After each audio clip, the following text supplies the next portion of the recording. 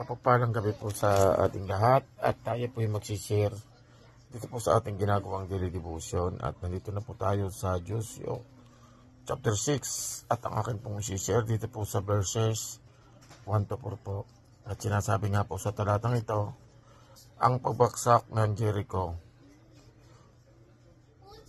Isinara ang mga pintuan ng Jericho upang huwag makapasok ang mga Israelita. Pinagbawal na lumabas o pumasok ang sinuman. Sinabi ni Yahweh kay Joshua, pakinggan mo ito, ibinibigay ko sa nasa iyong mga kamay ang Jericho upang sakupin ito at gapiin ang kanyang hari at magigiting na kawal. Ikaw at ang iyong mga kawal ay liligid sa palibot ang Jericho, minsan isang araw sa loob ng 6 na araw. Aunahin mo sa kabangtipan ang pitong paring may dalang mga trompeta na yari sa sungay. Sa ikapitong araw, ikapitong beses kayong liligid sa lungsod at ihipan ng mga pare ang dala nilang trumpeta. Purihin po, Panginoon, sa pagkabasa ng madalas salita.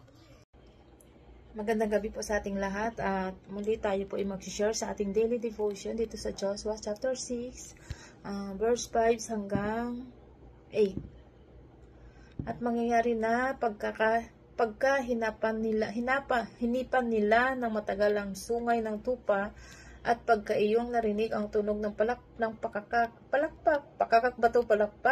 ay hihiyaw ng malakas ang buong bayan at ang kuta ng bayan ay guguho at ang bayan ay sasampa ang bawat isa'y tapatan sa harap niya.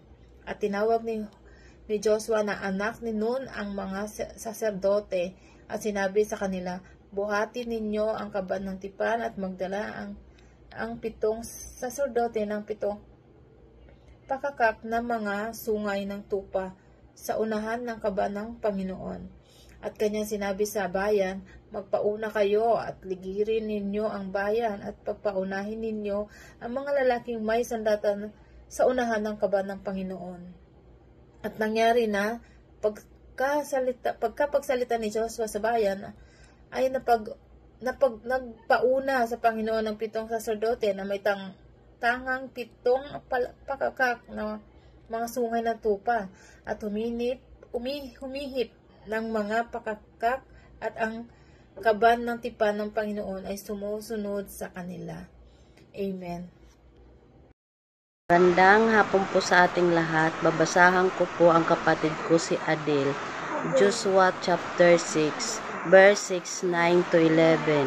At ang mga lalaking may sandata ay nagpauna sa mga sersidot na humihihip ng mga pakak at bantay likod ay sumusunod sa kaban, na ang mga sersidot ay humihip ng mga pakak habang sila'y yumayaon. At iniutos ni Joshua sa bayan na sinabi, huwag kayong hihiyaw, ni huwag ninyong iparirinig ang inyong tinig, ni huwag magbukaka ang inyong bibig ng anumang salita hanggang sa araw na aking sabihin kayo'y humiyaw. Kung magkagayoy, hihiyaw kayo. Sa gayoy, kanyang iniligid sa bayan ang kaban ng Panginoon na lumigid na minsan, at sila'y nasok sa kampamento at tumigil sa kampamento. Amen. Magandang umaga po sa lahat. Ang babasahin ko po ngayon ay makikita sa Joshua 6, verse 12 to 15. Kinaumagahan, maagang bumangon si Joshua, muling dinala ng mga pari ang kahon ng kasunduan. At ang 7 sa kanila ay nauna pa rin sa kahon ng kasunduan na nagpapatunog ng kanilang mga trompeta. At ganun din ang ginawa ng mga sundalo. Ang iba sa kanila ay nasa unahan ng kahon ng kasunduan at ang iba ay nasa hulihan. Habang patuloy na pinapatunog ang mga trompeta, ng ikalawang araw inikot nila ulit ang lungsod ng isang bisis at pagkatapos bumalik sila sa kampo nila. Ganun ang ginawa nila sa loob ng 6 na araw. Nang ikapitong araw, madaling araw pa lang ay bumangon na sila at inikutan ang lungsod ng 7 bisis. Sa ganung ding paraan, yun lang ang araw na umikot sila sa lungsod ng 7 bisis. Yun lang po, purihin ng Diyos. God bless. Gandang gabi po sa ating lahat. Ang aking i-share ngayon ay makikita sa Joshua Kapitulo 6, versikulo 16 hanggang 19. Ito po ang sinasabi. At nangyari sa ikapito ng humihip ang mga pakakak ng mga saserdoti at ay sinabi ni Joshua sa bayan, humiyaw kayo sapagkat ibinigay na ng Panginoon sa inyo ang bayan. At ang bayan ay mahatatalaga sa Panginoon yaon. At ang lahat na tumatahan doon, si Rahab na patutot lamang ang mabubuhay.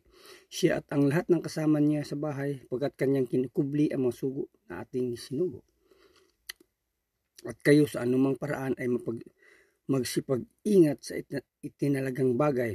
Baka pagka na italaga na ninyo, ay kumuha kayo sa itinalagang bagay na gayo inyong ipasumpa ang kampamento ng Israel at inyong babagin. Ngunit lahat na pilak at ginto at mga sisidlang tanso at bakal ay banal sa Panginoon, pawang ipapasok sa silid ng kayamanan ng Panginoon. Yun lang po. Maraming salamat. God bless. Magandang gabi po sa lahat. Ang babasahin ko po ngayon na makikita sa Joshua 6 verse 20 to 23. When the trumpets sounded, the army shouted, and at the sound of the trumpet, when the men gave a loud shout, the wall collapsed, so everyone charged straight in, and they took the city, devoted the city of the Lord, and destroyed with the sword every living thing in it, men and women, young and old, cattle, sheep, and donkeys. Joshua said to the 2 men who had spied out the land, go into prostitute house and bring her out and all who belong to her, in accordance with your oath to her. So the young men who had alone done the spying went in and brought out Rahab, her father and mother, her brother and sister, and all who belonged to her. They brought out her entire family and put them in a place outside the camp of Israel. Yun lang po. Purihin ng Diyos. Magandang pagpapalang gabi po sa atin lahat. Para pa sa ating daily devotion, babasahin ko po yung magpapagpan sa Joshua chapter 6 verses 24 to 27.